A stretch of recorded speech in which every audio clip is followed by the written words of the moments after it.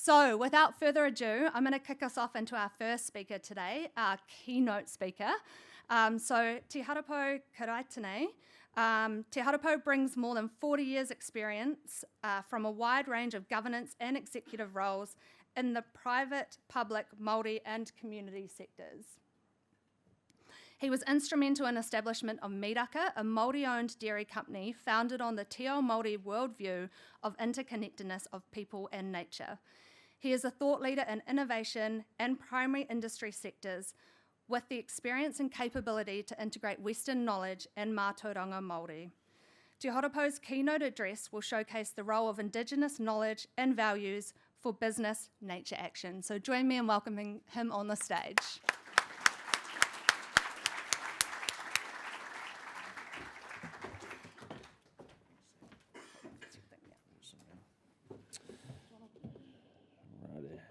Ki ka tini ai tua tatari ki tua ki ka rimu rapu ki te pōko ka akati akara nei ki raki a tēnā mate haere atu rā. Haere atu rā ki te ara tapu nui o tāne, haere atu rā ki te paipai o ta mata ariki, haere atu rā ki te pūtaki taka o rehua.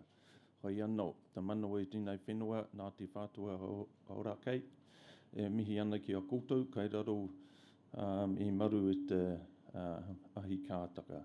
Muru ahi kā ki uta muru ahi kā tiki tai, kia koro nia muru ahi kā e.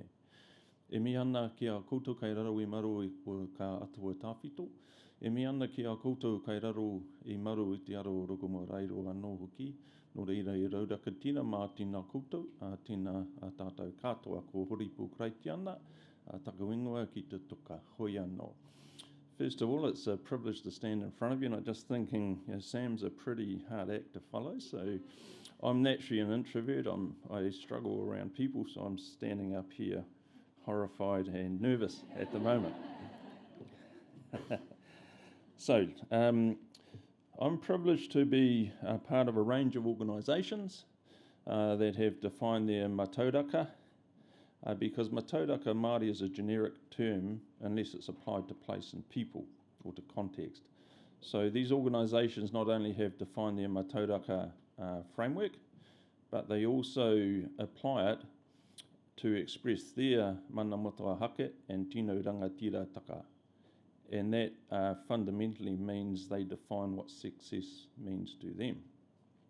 They also operate within the tai ao, which is a word we're all familiar with, but they also place themselves within the tai ao, and when within that context would refer to it as the pūtai ao, where the environment is us and we are the environment. So privileged to be involved in 4 organisations. The first is the Te Awanui group, which is a group of tauranga moana, Māori collectives that are involved in horticulture. My largest shareholder is Ngāi Tūkairangi Trust, who are one of the largest and one of the best growers of kiwi fruit. My most diversified shareholder is Mangatoa Papa Moran Corporation, and they are involved in elder care, they're involved in industrial property, technology, in addition to kiwi fruit and avocados. And importantly, as I stand here, one of our shareholders, Ranginui 12 Trust, have a special hononga with Ngāti Whātua Kei Orake, and Marama Royal is the chair of Ranginui 12 Trust. So with balance sheets of circa well north of $500 million, these Māori collectives come together in an organisation called Te Awanui Hukapau. Our matauraka is Kei Te Whaiao, which I define as an innovation space before Ki Te Ao Marama, before the light or the equalisation of something. Our framework is pretty simple: growing our people, growing our food basket, and growing our innovation. In terms of food basket, we're involved extensively across kiwi fruit, avocados, and we're involved in Seeka, which is an NZX company which exports fruit around the world, largest kiwi fruit grower and nashi pear producer in Australia, and they import tropical fruits, and they have a base in Auckland and Christchurch. Innovation is really important for us. It's around developing a commercially viable portfolio of bioextracts, and that's one of the futures for Māori collectives, so we're pushing out a few projects there. We refine waste streams of kiwi fruit and export those around the world. South Korea is our biggest market, and we have another 10 or so markets in addition to that. And then growing our people. For Māori, 50% of our population is 24 years of old and younger, so our future is in our young people. So we stood up our Kiwi Leaders program to support that, and an undergrad internship program which we work with Miraka as Toiki Tua. In addition to that, I'm privileged to be the Deputy Chair of Wairarapa Moana Corporation, who are shareholders and the major supplier to Miraka. Wairarapa Moana Corporation, our Mātauraka framework is nurturing our taonga, which means our place, our people and our future, and we have definitive actions in each of those three areas. We've got a 10,000 hectare block down by Manaakitanga along the Waikato River, 12,000 cows, 5 million kgs of milk solids, and we seek to optimise everything we do in terms of, everything we do, including the pūtaiao. Today I'm going to talk a little bit about Miraka, which we're all really proud of in terms of Wairarapa Moana and Māori collectives in general. So the Mātauraka framework within Miraka is nurturing our world, and I'll talk a little bit around what that actually looks like in action. That first slide there shows the Miraka base, which is at Mokai. And Mokai is just one of those hidden gems. There's a little valley off a non-major road along the Waikato River, and quietly ticking away there has just been some outstanding and well past $1 billion of activity based on a closed loop business model with geothermal, and of course we've got Miraka there too, but I'll talk a little bit about that soon. See if my clicker works. So our beginnings. Miraka was established in 2010, but the aspiration for Miraka probably started 5 years before that. And the aspiration was for some of our Māori collectors, particularly Wairarapa Moana Corporation, was to take our milk to the world. But to take it to the world utilising our te ao Māori, and to take it to the world in a much different way than the industry was producing and taking milk to the world. Initially we started off with a whole milk powder factory, and now we actually produce a range of different products. When we started off Miraka, we got together with a few of the whānau. One of the whānau was Te Horipo Trust, who operate around Mokai, and effectively the shareholders self-funded Miraka, so no government money, no support apart from our shareholders loan and a little bit of bank debt. And that was the expression of our mana motahake, let's just do it. So Miraka started out with a little marquee in a paddock and talking to potential milk suppliers saying, boy, this is what we're going to do. And based on that aspiration, we had a range of suppliers actually believe in us, and we stood up that factory that you saw, which was, I don't know, about 120 million sort of dollars. Production began in 2011, and the official opening was in 2012, and it was attended by over 500 people, mostly whānau from Te Horipo and Wairarapa Moana. And instead of getting a Prime Minister or a Governor General to open it, we got two kaumātua, a male and a female from Te Horipo, who were esteemed elders within their whānau, and also Wairarapa Moana. So it's actually those four kaumātua that opened Miraka, and we're very proud of that approach. We'll dig into a presentation that will cover our te ao Māori values and what that means, and also the notion of kaitiakitanga. Just a little bit about our symbol, our tohu, halfway, I better speed up, is that it's the tauihu of the waka. And there's waka that carry people around, but there's also waka that create aspiration and future. So it's a waka, is a pretty special waka. And that kaitiaki in there is part of the Mātauraka, and his name is Wheke. There's a picture of our opening. I'm halfway, so I'm going to whiz through a few slides. This is the whānau that started up Miraka. Wairakmoana Incorporation, Te Horipo Karaitiana, who I've mentioned. Finna Milk, which is an SOE out of Vietnam. Whakapapa Trust, which is a neighbour to Te Horipo Karaitiana. Global Dairy Network, who sold dairy products around the world. Great, thank you for that. Tauhara Moana Trust, and also Te Awa Hohonu Trust. And they've been intricately involved in Miraka since the inception. So let's go to the numbers, give you a bit of a profile. Around 100 farms, 145 employees. We export around circa $300 million of product around the world to several markets. And we're the world's first geothermally powered milk processing plant. What does that mean? 92% less emissions than the standard model in the industry. And we refine around 300 litres of milk. Part of our matauranga relates to our values, and not just value statements, but values in action. So kaitiakitanga is a notion you'll be mostly familiar with. Innovation, let's always strive to be at the front end of the changes within our world. Tikanga is fundamental, the way we do things. And we've defined what that looks like at every level in the organisation, from the board right through. Integrity, do what you say, super important. If you can't do what you say, then you shouldn't do it from our perspective. So integrity is right up there. And excellence, it's no good at getting out of bed every morning aspiring to be average. We get out of bed every morning to aspire to be the best we can on that day. The kaitiaki framework is multidimensional, including the overarching guardianship, people, our environment, and tikanga, which goes all the way through into dealing with customers. Just a slide, which I won't go through the detail, but each of those dimensions have some specific definition across actions specifically around water, whenua, ahuarangi, climate, and also ngā kaiao, which is around biodiversity and things like animal welfare. So as mentioned, we produce powder, skim and whole milk powder, UHT, frozen milk concentrate and cream.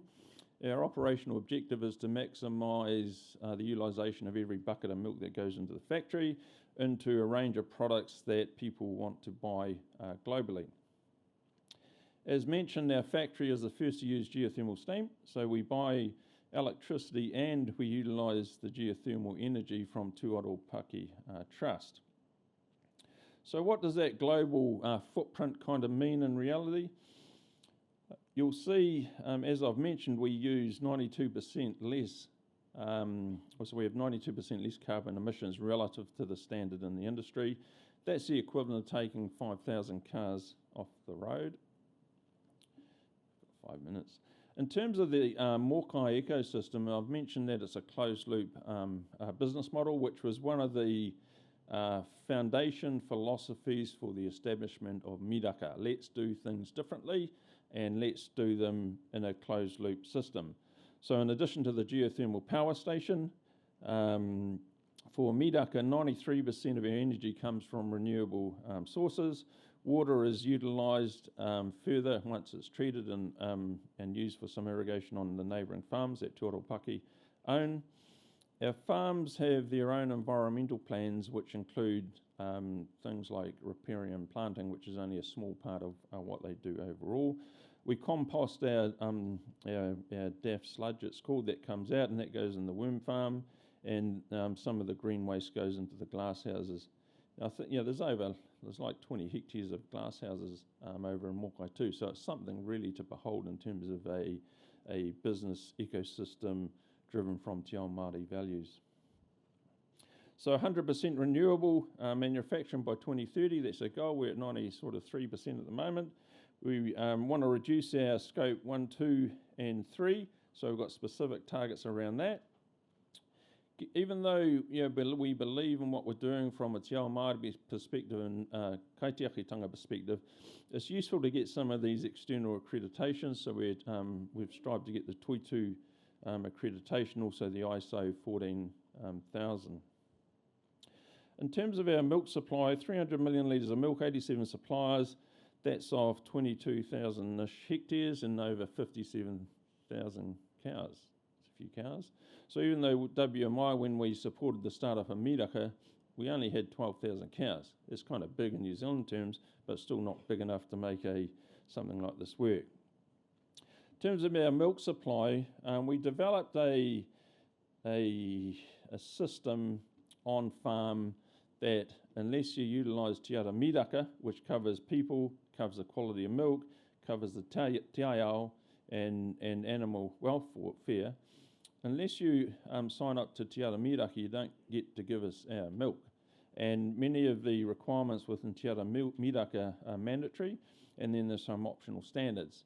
We also pay a bit extra for your ranking within Te Ara Miraka if you're a supplier, so we've pushed over almost $22 million out the door since we've had that running, and it also provides a premium above the major competitor Fonterra in this country. So down on farm, health and safety is really important. What we do with water is really important, and how we nurture and develop our people is super important. Individual farms, as I mentioned, run their own environmental initiatives, and this just provides a few examples of those. Now, if I drop down into Whakapapa Corporation, our lead farm is Farm 4. There's a Farm 4 team. Not only do they have the lowest inputs and the lowest use of N, they also are our most profitable farm. And until recently, they added a male to the team. But I think it's no surprise that an all-female team with a nurturing approach made that happen. So I really think there's something in that. So currently, we're pushing the Farm 4 model across the rest of our farms. Recently, Whakapapa was privileged to win the Ahuwhenua Māori Excellence in Farming Award for dairy. And that's a multi-dimensional achievement, because it's not just about commercial metrics, it's about contribution to the environment, contribution to the community, and also to culture. So there's Craig Ahupini at one of our field days, and you'll see the trophy there, which is an institution that's been going for over 100 years now. So we were proud to win that this year, actually. I guess if you simplify te ao and how do you find a KPI or something to measure, I guess if I could use that word, the primal indicator is Māori. So what we do is we have a way in which we measure Māori, either the regression or the progression of Māori across our industry. So that's something, again, where the measurements are defined by local matauraka, and we know, for example, the quality of water in, the quality of water out a shed. We know the quality of waterways into the farms and then out of the farms. So the notion of a Māori compass is something that's really important to giving or actualising the notion of kaitiakitanga and making our world a better place. We get whānau involved in plantings, and we have memorial plantings right across the farms. And that's where people can also relate to their mokopuna and say, that tree was planted by your grandfather 10 years ago, and look at it now. Finally, and thanks to Brendan Haig, who can answer all the hard questions, he's over there, and you'll see him later in the experts panel. But another way to gain some international recognition, whilst we think our matauraka is much more deeper and broader than B Corp certification, we are privileged to be B Corp certified, and we're working with a range of other Māori collectives to try and support them to get there too. Finally, this is our annual pōwhiri for new staff and new suppliers at the kapa Te Rangiita, which is one of the local marae that supports the Miraka whānau. Hoi anō, that's a pretty quick fly-through of Miraka, and Sam, do we have time for some questions? Yes, we do. Happy to take questions. Like I say, Brendan's going to answer the hard ones, but happy to take some questions now. What was your biggest challenge? Let me just repeat that question for online. What was their biggest challenge? It's just courage to aspire to the aspiration. You've got to get everyone on the journey. That's really kind of hard. And capability.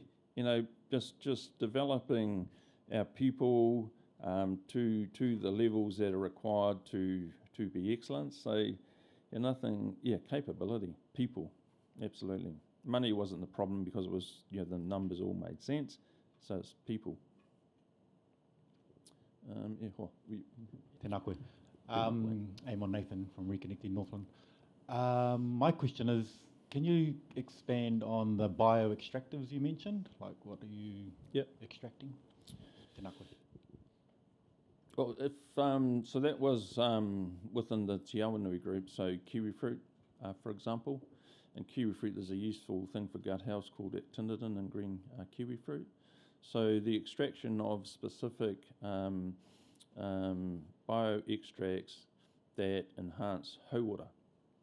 So avocados for example, have a range of extracts, same with kiwi fruit skins. So it relates to cognitive health, inflammation, heart health, and digestive system. So it seems to me that utilising extracts beyond the fruit or beyond the milk is part of the future of New Zealand's primary industries. And the world, it seems, are in search of natural substitutes to some of these pretty nasty things they have in food and food systems. So New Zealand is ideally placed for niche opportunities because we're not large enough for the global scale opportunities, but nonetheless those niche opportunities are really potentially lucrative for us. And New Zealand products actually have a greater bioactivity simply because of geographical location, but the way you extract can also add it to the higher levels of bioactivity and bioavailability within the body. So there's some pretty cool stuff that we've got down here in Aotearoa, New Zealand. And you guys actively part of the sort of creating the supply, obviously, but the demand is there, and is there more of a kind of collective around creating that market? Well, the market's definitely there, without a doubt. So it's around how we connect with the value proposition where someone's going to pay us more than operating in the commodity space. So the market's definitely there and definitely growing across flavours, aromas, nutraceuticals, even pharma, but that's a little bit more difficult to get into. But there's already opportunities there, and those opportunities within those industries are growing. Righty, this one over there, yep. I'm really interested in how a business like yours, which is at the forefront of sustainability for biodiversity and freshwater, navigates through the current environment where the government is rolling back some of these protections, and what that might mean in terms of your premium, internationally in your trade agreements and things like that. To some degree, the government is less relevant to us. We'll do what we're doing, and we've got a plan to move forward in terms of the elevation of what we're doing around kaitiakitanga and so forth. Ultimately, it's going to be markets that determine what buy or how they buy food, and they want to know how it's produced. So you've got government regulation previously with he waka and all that kind of stuff. It's going to be the market that sells. Unless you produce food in this way, people aren't going to pay a premium for it. But I do think that's becoming the norm around social license to operate. So how do we make ourselves even more different? We think there is some value in Te Ao Māori and the way we do things. And we know that when we interact with customers and markets that there is some value to the difference that we do actually interact. Not sure if that answered your question, but... Yeah, kia ora, Julian Fitter from Bay Conservation. Could you put in, say, 2 or 3 specific examples of how your operation differs from, say, a traditional dairy or kiwi fruit or avocado operation? What is it that you would say distinguishes your operation? Well, we have an acute focus on Māori. And if you increase Māori or the life essence within everything, then you are doing something different. And it's a tangible measure to say that you're doing something different. So I think, again, that's the primal indicator. In terms of being cognizant that we want a closed business model, a regenerative business model that simply makes the world that we operate within a better place. And within the organisation I've mentioned, we've got definitive plans not only to do that around action, but also how to measure the progression thereof. So would you equate your focus on Māori to some extent to regenerative farming?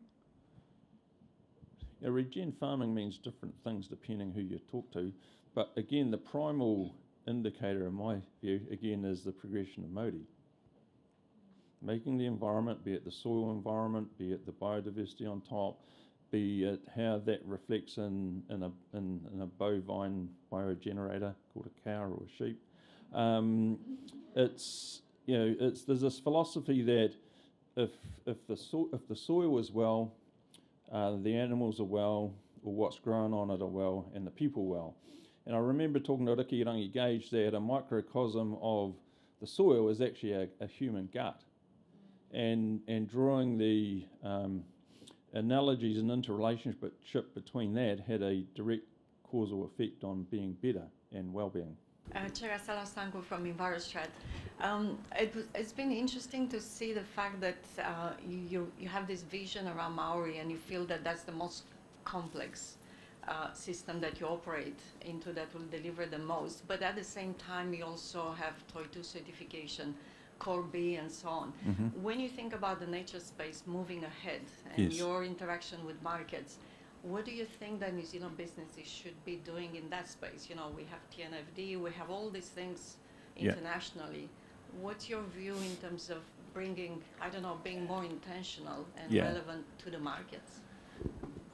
I think you've kind of answered the question. My view is that New Zealand is farming ourselves into the sunset. Okay, so we've got to do things different than an industrial-based approach to food production. If you ain't going to do something different, you're gone burger, basically, in this new world. And that is driven by markets. So the B Corp whānau has been really interesting the short time we've been in there, because all of a sudden there's, the B Corp whānau, so there's market opportunities, there's collaboration opportunities, and that coalition of intent and coalition of the willing in global terms is just going to get bigger and will, my view, prevail over time. Not just B Corp, but initiatives like that. It was just such a beautiful story. I'm Isabella from Auckland Council, Environmental Services. I was just wondering if you do something in terms of advocacy. You just proved through your story that, primary industries can do good, can perform financially, and also, have a very Te Māori New Zealand lens that we can, not sell to the world, but showcase to the world. Do you do anything to sort of lift other organizations to do similar things? So there's, Māori are natural collaborators. So some of those natural collaborations are the miraka supply base, and we collaborate, for example, around the Te Ara Miraka, and always striving to make that better. It's never static, it's always evolving.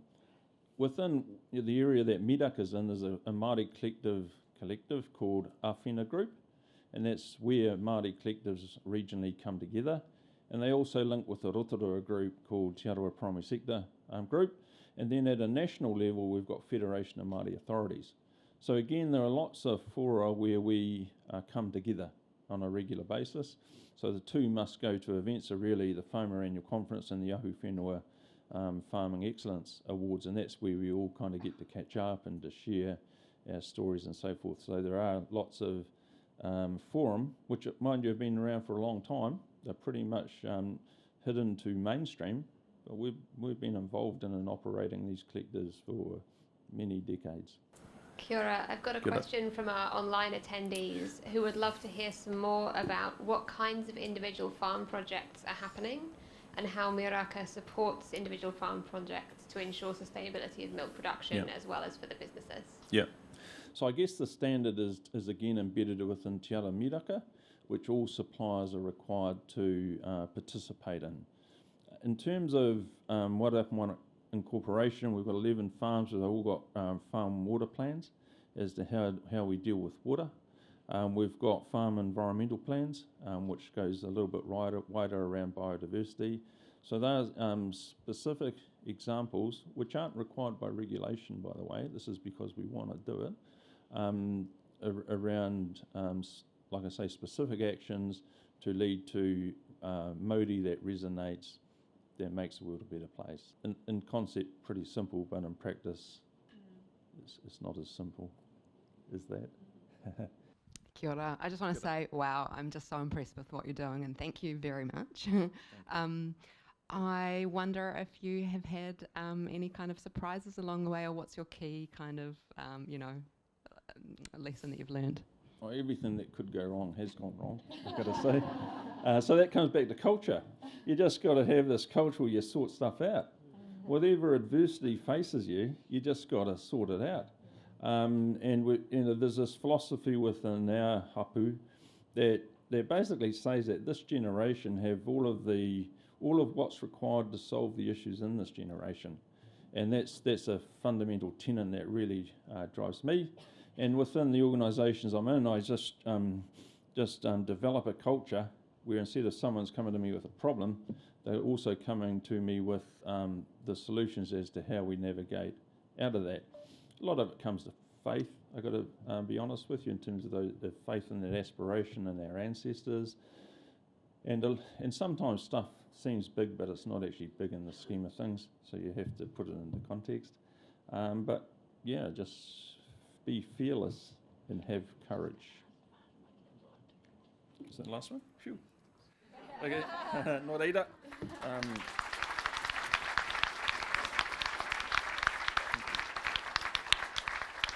E mihi atua nau ki te manawa o tēnei whenua, a tēnā poto tēnā tata katoa.